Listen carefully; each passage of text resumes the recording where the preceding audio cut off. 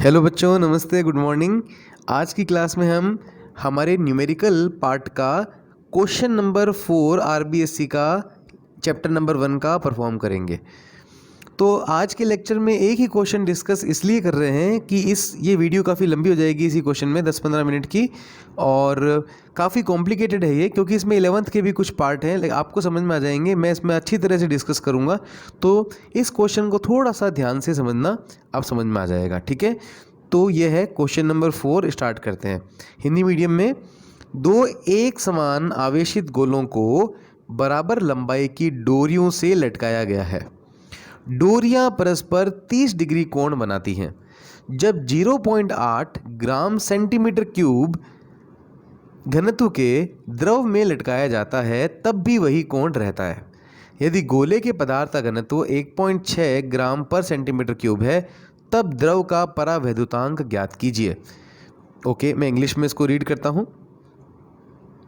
Two identical charges spheres are suspended by strings of equal length. The string make an angle 30 degree with each other when suspended in a liquid of density 0.8 gram per centimeter cube. The angle remain the same. What is the dielectric constant of liquid? Density of sphere is 1.6 gram per centimeter cube. तो question क्या कह रहा है मैं आपको बताता हूँ। ये कह रहा है दो आइडेंटिकल चार्ज स्फेयर हैं, मतलब दो आवेशित गोले हैं। आइडेंटिकल चार्ज का मतलब दोनों पे चार्ज इक्वल है, दोनों पर आवेश समान है। The string make an angle of 30 degree with each other. वो दोनों एक रस्सी से, दोनों अलग अलग रस्सियों से लटके हुए हैं, सस्पेंडेड हैं, और दोनों रस्सियों के बीच का जो एंगल है वो 30 डिग्री है। अब उन्हें जब पानी में डुबोया जाता है या किसी लिक्विड में डुबोया जाता है तब भी उनके बीच में एंगल 30 डिग्री ही रहता है, और उस लिक्विड में जिसमें डुबोया जाता है उसकी डेंसिटी 0.8 ग्राम पर सेंटीमीटर क्यूब है। तो उस लिक्विड का आपको डाइलेक्ट्रिक कांस्टेंट फाइंड करना है। तो डाइलेक्ट्रिक कांस्टेंट क्या होता है बेटा? परावैद्युतांक होता है, और हर मीडियम का अपना अलग डाइलेक्ट्रिक कांस्टेंट होता है। हर माध्यम का अगला अपना अलग एक परावैद्युतांक होता है। जैसे पानी का परावैद्युतांक कितना होता है? 80 होता है ना।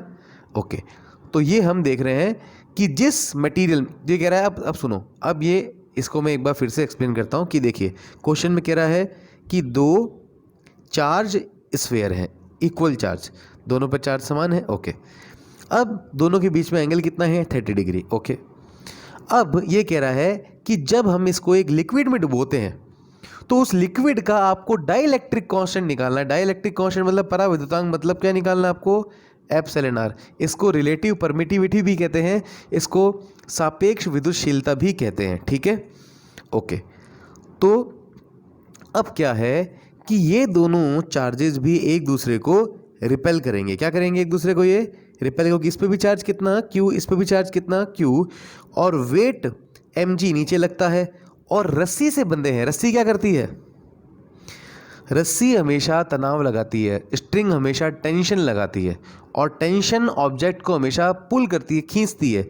जैसे ये स्फेयर इस रस्सी से लटका हुआ है तो इस रस्सी में टेंशन आएगा ऊपर। बेटा हमेशा ध्यान रखना, इस ऑब्जेक्ट पर जो रस्सी लग रही है उसका तनाव हमेशा ऊपर लगेगा, तो हमेशा क्या होता है? टेंशन की डायरेक्शन क्या होती है? ऑब्जेक्ट से को हमेशा पुल करते हुए होती है। जैसे ये एक बॉक्स है और हम इसे रस्सी से खींच रहे हैं, तो रस्सी की डायरेक्शन हमेशा ऑब्जेक्ट को पुल करते हुए होती है। मान लो ये ऑब्जेक्ट है, हम इसको ऐसे रस्सी से खींच रहे हैं, तो रस्सी में यहाँ पे टेंशन कैसे लगेगा? ऐसे। समझ में आई? तो टेंशन की डायरेक्शन हमेशा ऑब्जेक्ट को पुल करती है। क्या करती है? पुल। तो टेंशन किस डायरेक्शन में लगेगा? ऐसे। ये दोनों एक दूसरे को क्या कर रहे हैं? रिपेल। ये चार्ज क्यू इसको रिपेल कर रहा है ऐसे, और ये चार्ज क्यू इसको रिपेल कर रहा है ऐसे, तो ये रिपल्शन फोर्स आ गया। वेट के कारण नीचे क्या लग रहा है? mg। ओके, अब हम 30 डिग्री को दो पार्ट में डिवाइड कर दें तो ये कितना हो गया? 15 डिग्री, और ये भी कितना हो गया? 15 डिग्री, 15 डिग्री। ओके, अगर हम ये देखें यहाँ पर, तो ये अगर 15 डिग्री है तो अल्टरनेटिंग एंगल ये भी कितना हो जाएगा? 15 डिग्री। अब इसको अच्छी तरह से हम यहाँ पे देखते हैं। ये देखिए, तो ये डायग्राम में आपको दिख रहा है, ये देखिए दोनों चार्जेस, दोनों पर स्फेयर पे चार्ज कितना है क्यू क्यू, तो दोनों एक दूसरे को क्या कर रहे हैं, रिपेल। ये देखिए रिपेल कर रहे हैं। ये बात क्लियर हुई? ओके। वेट कहाँ लग रहा है, एम जी, नीचे की तरफ। ओके। टेंशन क्या करता है, ऑब्जेक्ट इन कांटेक्ट को हमेशा पुल करता है, तो ये टेंशन यहाँ पर पुल कर रहा है। ओके। तो ये पूरा एंगल कितना था, 30 डिग्री। इसको दो पार्ट में डिवाइड किया, कितना हो गया, 15 डिग्री। 15 डिग्री, समझ में आई बात? ओके। अब ये तीन फोर्सेस आपको पता लगने चाहिए, एम जी, एफ और टी। दूसरी बात, ये सिस्टम कहीं मोशन कर रहा है क्या, कुछ चल रहा है क्या आगे पीछे? नहीं चल रहा है, रुका हुआ है। इसका मतलब इधर इस डायरेक्शन में जो फोर्स लगेगा वो इसके इक्वल होगा, ये वाला फोर्स इधर के इक्वल होगा। क्यों? क्योंकि ये दोनों फोर्स मिलकर नेट फोर्स जीरो है, तभी तो ये सिस्टम नहीं चल रहा। अगर मान लो सिस्टम चल रहा होता तो हम कहते ये वाला फोर्स ज़्यादा है। सिस्टम नहीं चल रहा है, इसका मतलब सिस्टम इक्विलिब्रियम में है, जो निकाय है वो साम्य अवस्था में है। इसका मतलब नेट फोर्स जीरो है। इसका मतलब नीचे एम जी लग रहा है तो ऊपर भी एक फोर्स लगना चाहिए जो इसको बैलेंस कर रहा है। समझ में आई बात? ओके। अब देखिए फिर से, अब क्या है, ये हमने जो 30 डिग्री था उसको आधा आधा हमने 15-15 डिग्री कर दिया। ओके। हमने यहाँ से एक लाइन, ये देखो आपको इमेजरी दिख रही है। अब आपको अल्टरनेट एंगल दिख रहा है, जेड बना हुआ दिख रहा है सबको। ये 15 डिग्री है तो ये भी कितना हो गया, 15 डिग्री। ये चीज़ क्लियर हुई सबको? ठीक है। अब टी, ये जो टेंशन है वो कहाँ से एंगल बना रहा है, इधर से। जहाँ से एंगल बनता है, कंपोनेंट बांटने आते हैं सबको, याद है ना अभी तक? जहाँ से एंगल बनता है cos theta perpendicular sine theta. जैसे ये आर है, यहाँ से एंगल बनाया है, तो यहाँ जहाँ से एंगल बनता है कॉस थीटा, इसको बोलते हैं कंपोनेंट्स लेना किसी वेक्टर के, और परपेंडिकुलर क्या होता है, आर साइन थीटा। सबको याद होगा। अब टी, यहाँ से एंगल बन रहा है तो यहाँ क्या हो जाएगा, टी कॉस 15, और परपेंडिकुलर क्या हो जाएगा, टी साइन 15। ये बात आपको समझ में आई? T cos 15, T sine 15। अब ये टी साइन 15 डिग्री किसके इक्वल होगा, इधर एफ के, क्योंकि ये दोनों एक दूसरे के इक्वल और अपोजिट हैं। क्योंकि सिस्टम इक्विलिब्रियम में, तो इधर वाला फोर्स इधर वाले फोर्स के इक्वल होगा, और ऊपर वाला फोर्स नीचे वाले फोर्स के यहाँ के इक्वल होगा। तो T cos 15 equal to M G. ये बात क्लियर हो गई? तो यहाँ से हमने दो इक्वेशन बना ली। ओके। तो यहाँ पे देखिए सिस्टम इक्विलिब्रियम में है, सिस्टम इज इन इक्विलिब्रियम। तो यहाँ पर हम लिखेंगे स्टेप 1 है सिस्टम इक्विलिब्रियम में, और अभी हम बात कर रहे हैं कि सिस्टम अभी हवा में है, अभी तक हमने लिक्विड में डुबोया नहीं है। तो T sine 15 degree equal to F, ये बात क्लियर हुई। और ये जो एफ है ये कौन सा फोर्स है, रिपल्शन। ये देखिए T sine 15 equal to F, और ये एफ दोनों के बीच में जो रिपल्शन है क्या होता है, के क्यू स्क्वायर अपॉन में आर स्क्वायर। तो यहाँ पर हमने ये वैल्यू पुट कर दी, K Q square upon R square. और जो वर्टिकल फोर्सेस थे वो कौन से थे, T cos 15 degree equal to M G. Clear हो गया? अब हम क्या करते हैं, इस इक्वेशन को और इस इक्वेशन को डिवाइड कर देते हैं। ये देखो ऐसे, ठीक है। तो ये टी से टी कैंसिल, ये देखो यहाँ पे, और साइन अपॉन कॉस क्या होता है, 10। ये हो गया के क्यू स्क्वायर अपॉन में आर स्क्वायर एम जी। ये क्लियर हुआ सबको? ठीक है। अब ये जो पूरा सिस्टम है ये वैक्यूम में है, तो वैक्यूम के लिए के की वैल्यू क्या होती है, 1/4 पाई एप्सिलॉन नॉट। तो ये हमारे पास आ गई वैक्यूम वाली बात, या एयर में है तो के की जगह हमने पुट कर दिया 1/4 pi epsilon naught Q square upon R square M G. तो इतना क्लियर हुआ सबको? ये स्टेप नंबर 1 हो गया हमारा न्यूमेरिकल का। ओके, ठीक है। डायग्राम से दो इक्वेशन निकाली है, और इन इक्वेशन को डिवाइड करके ये वैल्यू हमने अभी तक फाइंड की है। ओके, अब हम स्टेप नंबर 2 में चलेंगे। अब हम सिस्टम को इमर्ज कर देंगे लिक्विड में, हिंदी में लिखेंगे अब हम निकाय को द्रव में डुबोते हैं। तो जैसे ही किसी भी चीज़ को पानी में डुबोते हैं, द्रव में डुबोते हैं, लिक्विड में डुबोते हैं, तो उसका वेट कम होता है। ये बात आपको पता है, 11th क्लास में पढ़ा था, आर्किमिडीज प्रिंसिपल पढ़ा था, बेंसी फोर्स पढ़ा था, उत्प्लावन बल पढ़ा था। हमने देखा था किसी भी चीज़ को पानी में डुबोते हैं तो पानी या कोई भी लिक्विड ऊपर की तरफ एक फोर्स लगाता है, उसको बोलते हैं उत्प्लावन बल, बायंसी फोर्स। उस कारण उस ऑब्जेक्ट का वेट कम हो जाता है। हम भी स्विमिंग पूल में जब स्विमिंग करते हैं तो हमें अपना वेट कम लगता है, क्योंकि हम पर ऊपर की ओर एक उत्प्लावन बल, बायंसी फोर्स लगता है। ठीक है, तो ये कह रहा है कि भाई अगर आपने सिस्टम को लिक्विड में इमर्ज कर दिया तो जो वो गोले हैं, स्फेयर है, उनका वेट डिक्रीज हो जाएगा। तो पहले उनका वेट कितना था, W बराबर mg, तो अब उनका वेट हो जाएगा mg डैश। क्यों, मास तो सेम रहता है बेटा, ये बात याद रखना। वेट पहले कितना था mg, अब कितना हो जाएगा mg डैश। किसमें, सिस्टम में पानी में डुबोने पर, ड्यू टू आर्किमिडीज प्रिंसिपल। और जो रिपल्सिव फोर्स है, क्योंकि वो भी अब क्या हुआ, माध्यम बदल रहा है, मीडियम बदल रहा है, तो मीडियम बदलने पर जो फोर्स होता है रिपल्सिव फोर्स, कूलम्ब बल, वो बदलता है क्या, तो आंसर है हाँ। कितना बदलता है, अपॉन एप्सिलॉन आर। तो F अपॉन में एप्सिलॉन आर। तो अब रिपल्सिव फोर्स कितना हो जाएगा, F अपॉन एप्सिलॉन आर, क्योंकि ये मीडियम का परावैद्युतांक एप्सिलॉन आर है। और दूसरा, वेट भी कम हो जाएगा क्योंकि पानी में हम डुबो रहे हैं, तो ऊपर की तरफ उत्प्लावन बल है।